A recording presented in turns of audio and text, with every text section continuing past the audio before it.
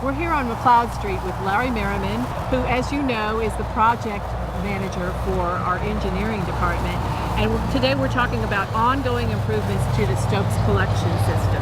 Welcome, Larry. Thank you. It's good to have you back to continue to report to the public about this very important project. Yes, we tend to stay busy doing both the work and reporting. Yes. So where exactly are we located for starters? We are actually just off the Martin Luther King bypass, the McLeod exit, and we are located just east of the Lakeshore intersection of McLeod and Lakeshore, which is where Stokes Creek actually enters Lake Hamilton. And no matter about the cars going by, because this is a busy area, but what you do actually see to one side of us is the activity that's part of the project. Yes, this is probably what I would call the initial phase of this entire project, which will take us on quite a route. We'll actually go from here along McLeod, up Leonard Street, and we will end up at Woodlawn, which is quite a distance from here. Yeah, that's one very big project. So let's talk about the project scope and the piping and what is involved.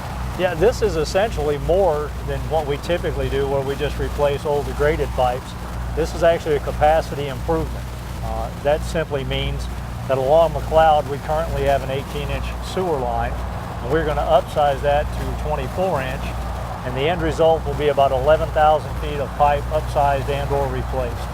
So that's a dramatic improvement, and why do we need such improvements? Well, this is one of the fundamental issues involving the CAO effort, as this is the location where we have our most chronic overflows. This particular project will eliminate and mitigate 18 of the 21 recorded overflows. Excellent. Okay. And so as far as the construction methodology, is this a little bit unique? It is a little unique, both in size of the project, but also in the technique. We actually are using three technologies here. The most common, of course, being open cut, which is just where you dig a ditch and you move on. We're doing some underground boring. You can see the preparation going on behind us. And then we're also doing the pipe bursting. And pipe bursting is a non-intrusive method where we just take the new pipe and go through the old pipe and upsize as we go. Well, very good. Now, obviously, a project of this scope has a considerable price tag attached to it. It does. Again, largest project to date awarded, $6.2 million. All funded, of course, from our 2014 bond initiative. So again, trying to wisely invest those monies that we're responsible for. So for a project of this size, what are we looking at in terms of completion date? Our current schedule is the end of September 2016, which is quite a ways from now. We obviously will deal with the weather issues should there be any as we go, but at this point we are on schedule and on target. Okay, and we already talked about the deliverable that this project is going to eventually greatly mitigate overflows that are chronic to this area? Yes, this is one of the largest pump station and service areas that we have. And in doing so, when they began to add to it, sometimes we forget to upsize our main conveyance methods and piping. This will do all of those things and actually give us some room for future growth. Well, if you've heard any of the other segments where Larry and I have been reporting about wastewater improvement projects, you'll know that he is emphasizing safety as the #1 priority in any project. So let's talk a little bit about the safety issues and recommendations that are associated with this improvement project. Typical concerns for us, obviously our worker safety, but also public safety. What you can't see off camera are a line of jersey barriers along the edge of the road to protect us from a car driving off into an excavation.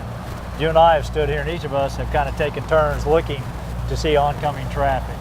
We're in the midst of a busy place. We understand that, and we want to keep ourselves safe, but we're also very concerned about the general public. It's easy to be distracted when you come through here. We obviously want to obey all traffic laws and not be distracted by our own cellular devices, but even more so, we provide a distraction, and we understand that.